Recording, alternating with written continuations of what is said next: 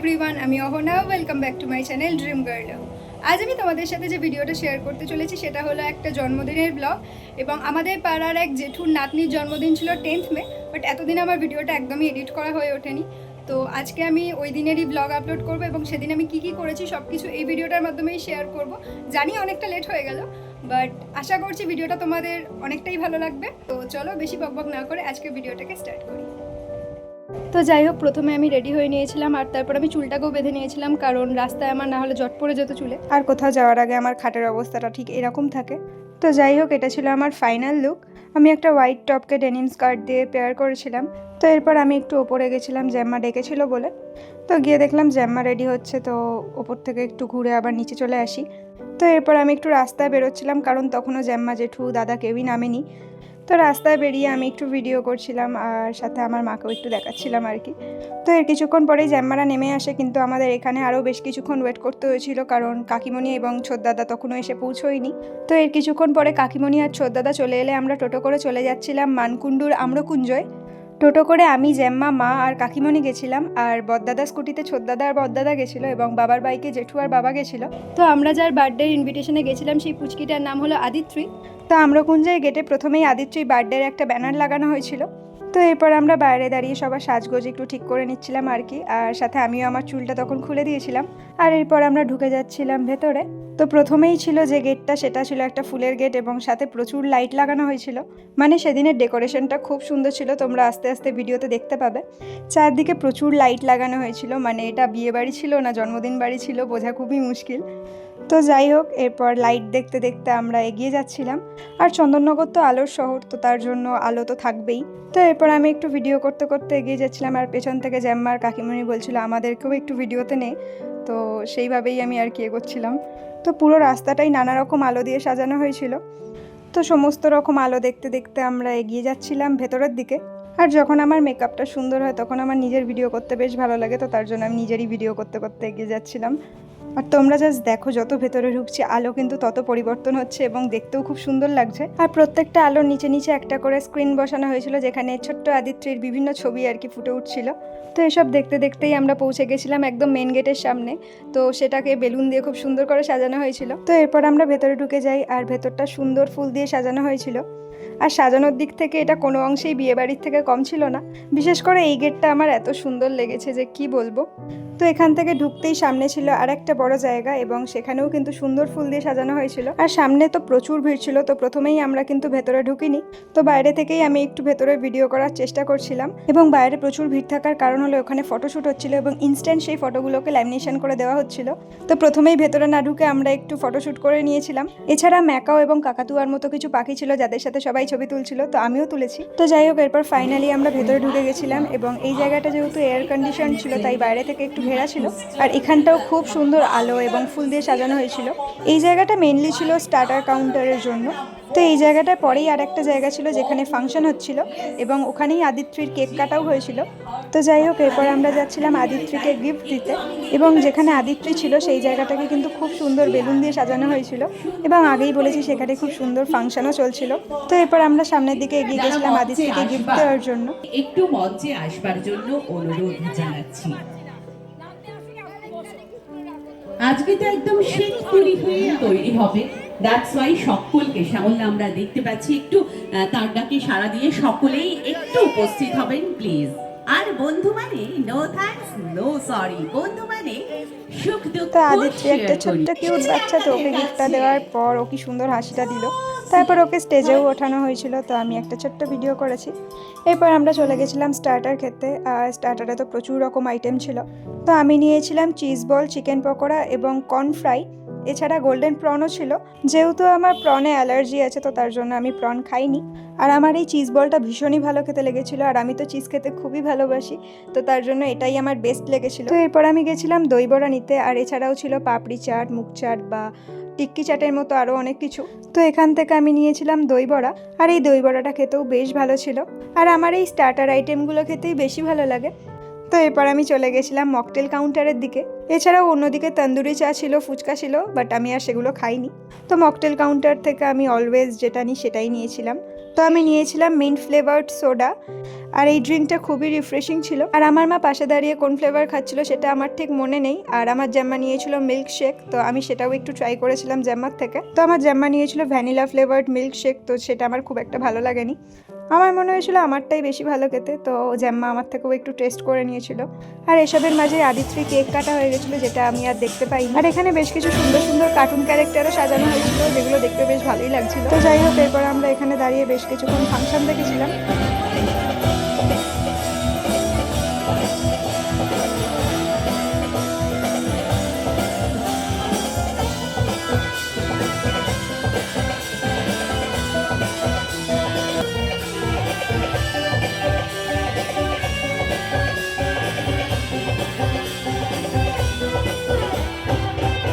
এই সন্ধ্যায় আমরা সবাই তোমার অপেক্ষায়, মন ভরিয়ে শুনবো যে গান তারই প্রতীক্ষায়। অঙ্গনটা ভরে উঠুক তোমার গানে গানে, তোমার সুরের মিঠে বাতাস লাগুক সবার প্রাণে। খুলিয়া মনের দ্বার সেই world famous youtuber, none other than Debolina. Debolina নৃত্যে করতে গানে গানে সকলকে বলতে।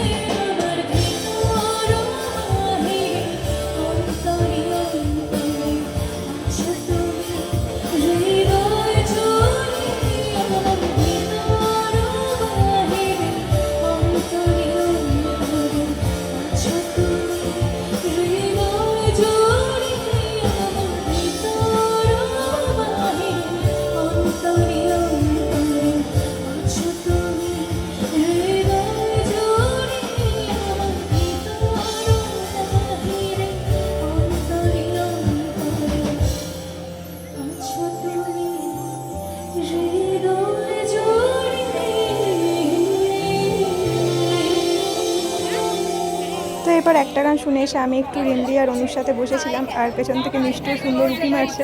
তো আমরা ভিডিও করতে করতে মজা করছিলাম আর কি। তো যাই হোক, এরপর আমাদেরকে কেক দেওয়া হয়েছিল, যদিও পুরো কেকটা আমি আর খেতে পারিনি, লাস্টে কিছুটা অনুকে খাইয়ে দিয়েছি। এরপর মানা এসেছিল, তাই মানার সাথেও একটু ভিডিও করে নিয়েছিলাম, সাথে আমরা সেলফিও তুলেছিলাম।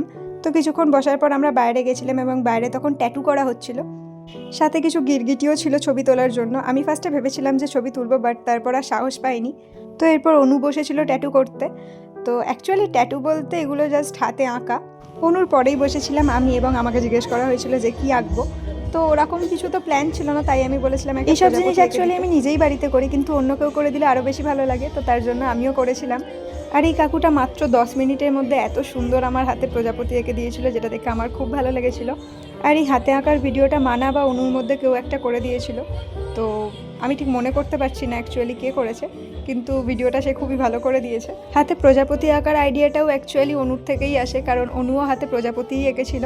তবে ওর প্রজাপতিটা এবং আমার প্রজাপতিটা কিছুটা আলাদা। তো এই হলো আমাদের দুজনকার হাতের প্রজাপতি। আর এর মধ্যেই আমার খেতে বসারও কিন্তু ডাক পড়ে গেছিল, কিন্তু তাও আমি তখন গেছিলাম অনুর সাথে ছবি তুলতে। ছবি তোলার জায়গা আছে, কিছু বাদ দেবো না, সব ছবি তুলতে হবে আজকে। কিন্তু আবার স্টোরেজ ফুল, আমি ছবি এখন করে আমরা নেবো, জানি এখন না। আমরা কোথায় যাচ্ছি? একদম সামনে সামনে যাচ্ছি। গেটে গিয়ে এদিকে আমার মা আমাকে বলেছে ওরা এখন খেতে বসবে, বাট আমি আমার মতো ঘুরে বেড়াচ্ছি ভাই, আমার কোনো চিন্তাই নেই। ঢালা পুকুরে লাইট দিয়েছে, ছবি তুলবো না? হ্যাঁ সেটাই, আমাদের পাড়ার লাইট দিয়েছে, এই হেলা পুকুরের লাইট না, মানে আরে যাই হোক, লাইটটা অন্য কালার। ফার্স্ট ওখানেই দেখেছি আমরা। হ্যাঁ সেটাই। আমি কালকেই দেখেছি, আমি কালকে এখান দিয়ে সূচনার সাথে যাচ্ছিলাম, তো তখনই আমি এই মাকে ভাই, গিয়ে তোর বললাম। ভিডিও করেছিস আগের বারে, এই জামাটা পরে তখন গলা বসে গেছে। হ্যাঁ, আর দিয়ে তখন কালকেই আমি বাড়ি গিয়ে বলেছি যে খেলা পুকুরের লাইটটা যতদূর সময় পুরো তো দেখা যায় না, বাইরে থেকে দেখা যায়। আমি তখন কালকে বললাম, কারণ আমরা কি করতে যাচ্ছি, ছবি তুলতে যাচ্ছি, কিন্তু আমরা ছবিটা তুলবো কোথায়? হয়তো ওং নমঃ শিবায়তে কিন্তু ব্যাপারটা হলো, আমার মারা এখনো খেতে বসেনি, যদি খেতে বসতো আমার ফোন করতো। তারপর ছবি তুলে ফিরে এসে আমরা গেছিলাম হালকের সাথে ছবি তুলতে, তো বেশ কিন্তু মজাই লাগছিল।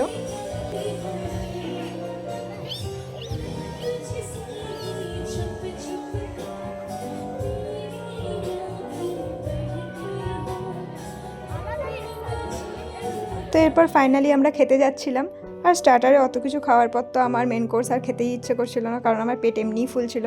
তো আমি আমাদের পাড়ার অর্পিতা দিদির সাথে কথা বলতে বলতে খাওয়ার জায়গায় ঢুকছিলাম। তো এই জায়গাটা পুরোটাই ছিল বুফে। তো এই জায়গাটার প্রথম থেকেই ছিল বুফের কাউন্টার, কিন্তু প্রচণ্ড ভিড় ছিল এখানে। বুফেতে খেতে ভালো লাগে, কিন্তু ওরমভাবে দাঁড়িয়ে দাঁড়িয়ে আমি আবার ঠিক খেতে পারি, তো কি আর করা যাবে, এই ভিড়ের মধ্যেই আমি আমার খাবার নিয়ে এসেছিলাম। তো মেন কোর্সেও প্রচুর আইটেম ছিল, কিন্তু তার মধ্যে থেকেই আমি নিয়ে এসেছিলাম রাধা বল্লভী আলুর দম এবং চিকেন ড্রামস্টিক।